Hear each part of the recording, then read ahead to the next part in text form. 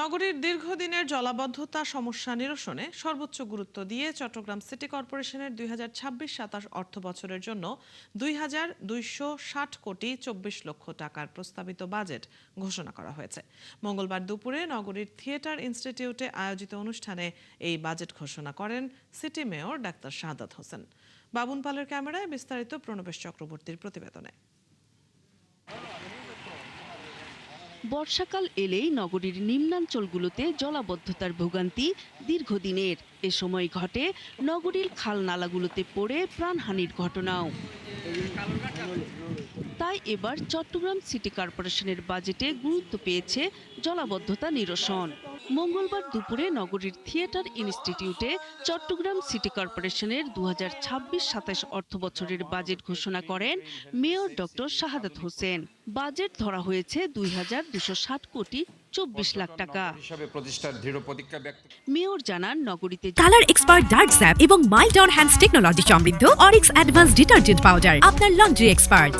জলাবদ্ধতার সমস্যা অনেকটা কমে এলেও সাম্প্রতিক বৃষ্টিপাত ও জোয়ারের কারণে কিছু এলাকায় জলজট সৃষ্টি হয়। তবে গত 30 বছরের পুরনো এই সমস্যা 50 থেকে 60% সমাধান করা সম্ভব হয়েছে বলে দাবি করেন তিনি। যদিও এখানে 21টি খালের কথা বলা হয়েছে, এটা আমরা দেখতে পাচ্ছি আমাদের চিফ কনজারভেন্সি অফিসার সহ আমরা বিভিন্ন জায়গায় এবং চিফ ইঞ্জিনিয়ার সহ আমরা বিভিন্ন জায়গায় গিয়েছি।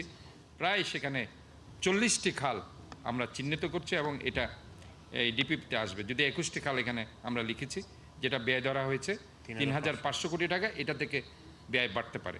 বাকি কাজ সম্পন্নে খাল খনন, ড্রেন সংস্কার ও সুইচ গেট নির্মাণের কাজ চলমান রয়েছে। এসব কাজ বাস্তবায়নে সিডিএ, পানি উন্নয়ন বোর্ড, বন্দর কর্তৃপক্ষ ও ওয়াসা সহ সেবাধর্মী সংস্থাগুলোকে নিয়ে সমন্বিতভাবে কাজ চলছে। সবাইকে নিয়ে আমরা সমন্বিত প্রচেষ্টার মাধ্যমে চট্টগ্রামবাসীর গত 30 বছরের যে জলাবদ্ধতার সমস্যা, সেটা ইনশাল্লাহ অর্ধেকে নামিয়ে আমরা এনেছি। প্রয়োজনীয় স্থানে স্ল্যাব ম্যানহোলের ডাকনা বসিয়ে অরক্ষিত নালা ও খালের পাড়ে রেলিং স্থাপন করে অনাকাঙ্ক্ষিত মৃত্যু ঠেকানোর ইনশাল্লাহ আমরা ব্যবস্থা করছি।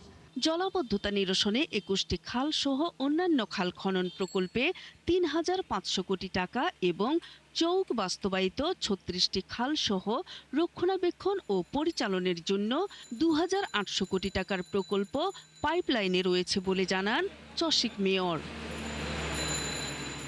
নূর তাজমিন নীর, 71।